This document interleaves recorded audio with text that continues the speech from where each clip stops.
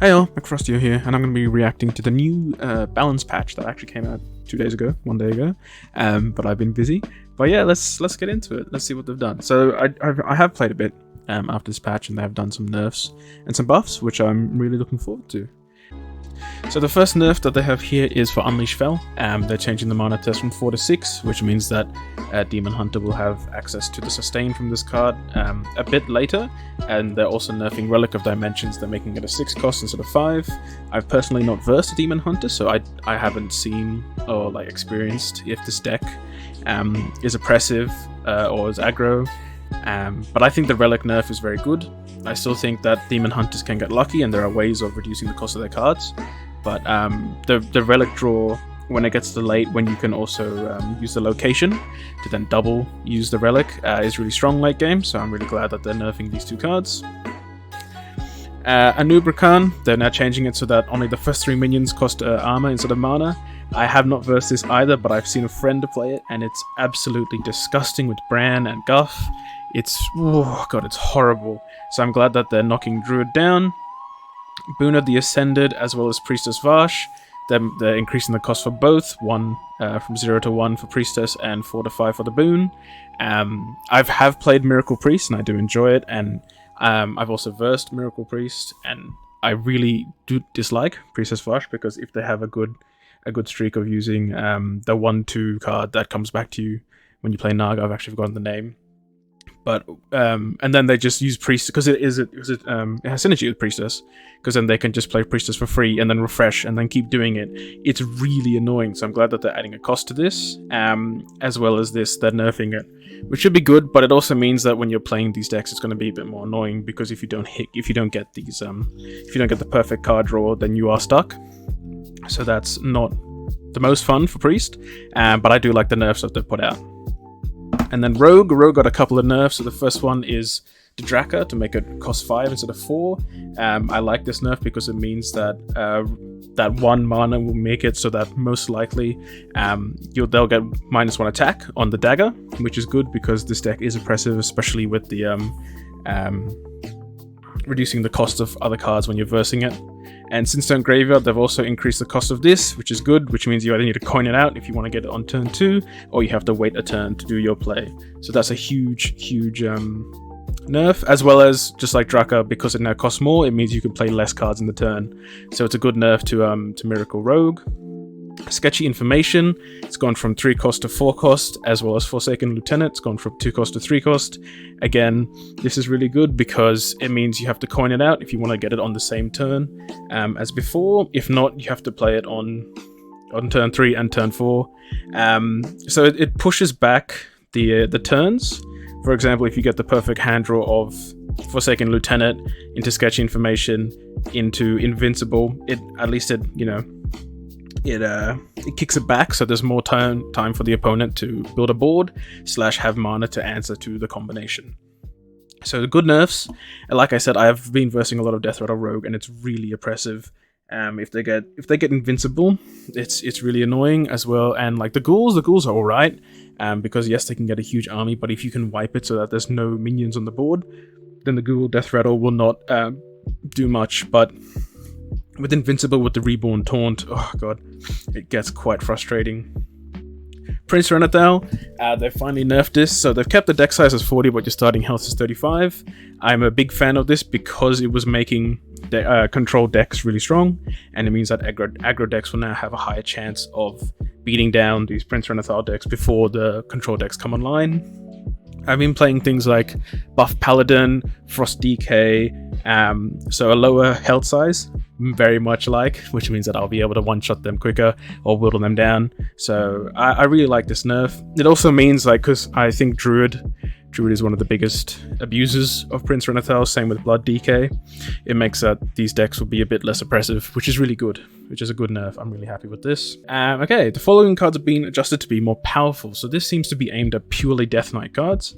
So Corpse Bride, old Battlecry, spend up to 8 corpses, was its old one. Now the new one is you can spend up to 10, which means that you can potentially get a 10/10 on turn 5. So this is now a 5 mana 14/14 compared to a 5 mana 12/12, which is huge. It's also on 2 separate bodies, which means that this card is going to be very strong. It's also no rune, so you can play it on any decks. I personally think that you would play this in Unholy, because Unholy you can stack corpses really quickly, or Blood DK because you want the big bodies. And Blood DK has an issue where it is a bit hard to end games, because yes, you're very tanky, but you also don't really have that much damage. Malignant Horror. Old, at the end of your turn, spend 5 corpses. New, at the end of your turn, spend 4 corpses. This is pretty big. Once again, less corpses being spent means that you have more corpses to enable other synergies. I imagine this is being played in Holy,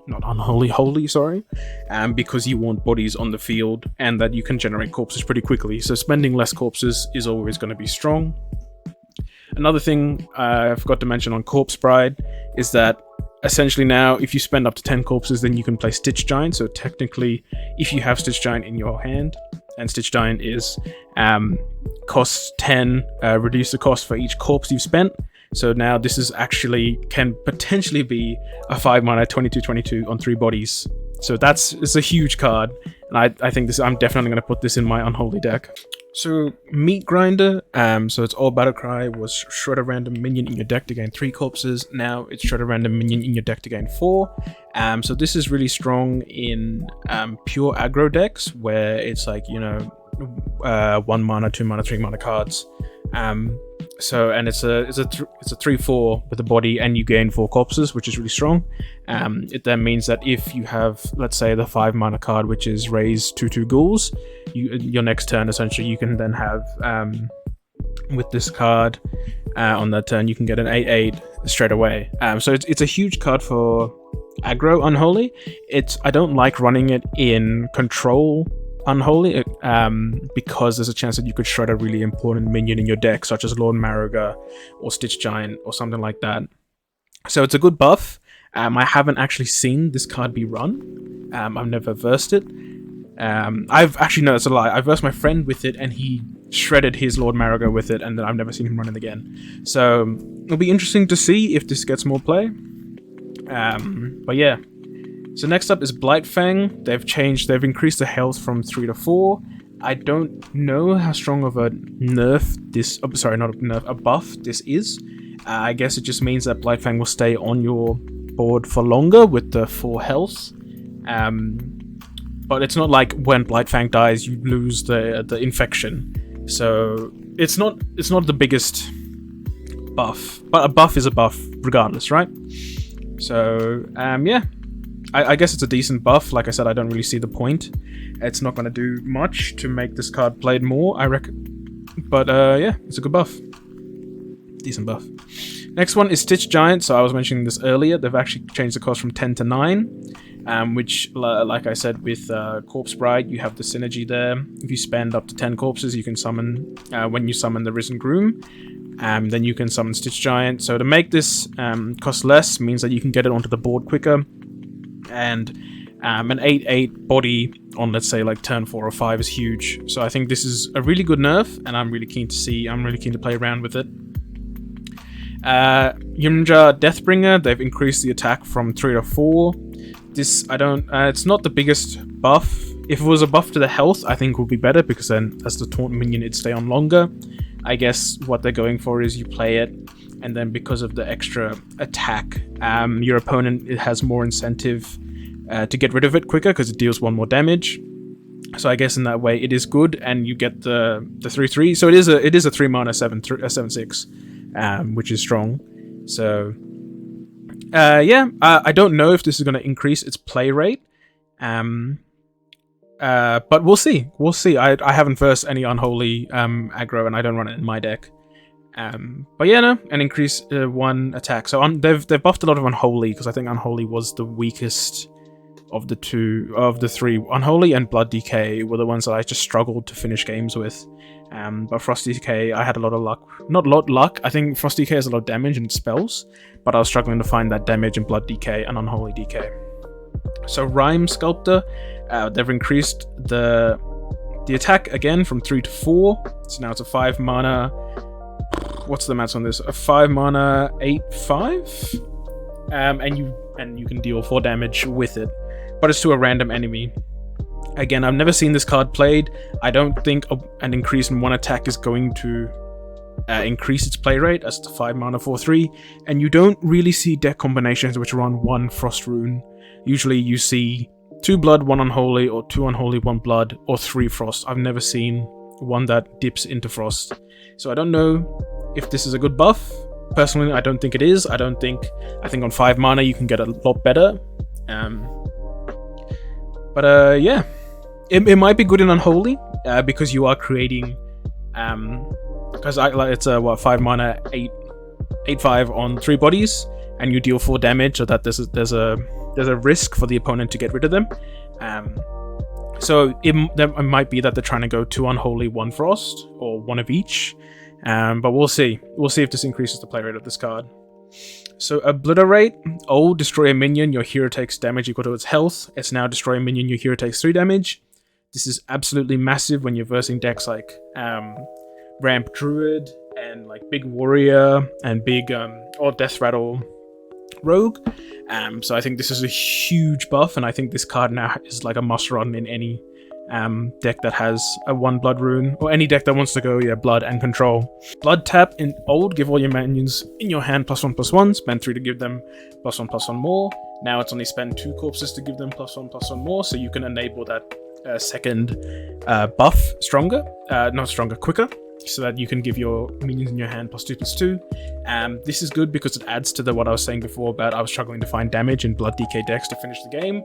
Giving all minions in your hand +2/+2, and if you run it, you'd run 2 of them, so that you can technically give minions +4/+4 is really strong.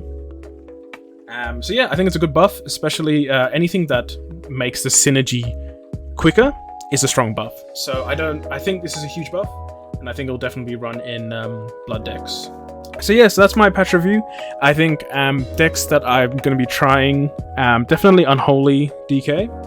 Unholy DK, I might see if I can make a big blood DK work with Lorthamar, and just put huge minions in it and see what we get. But I think Unholy DK is the big winner of this patch.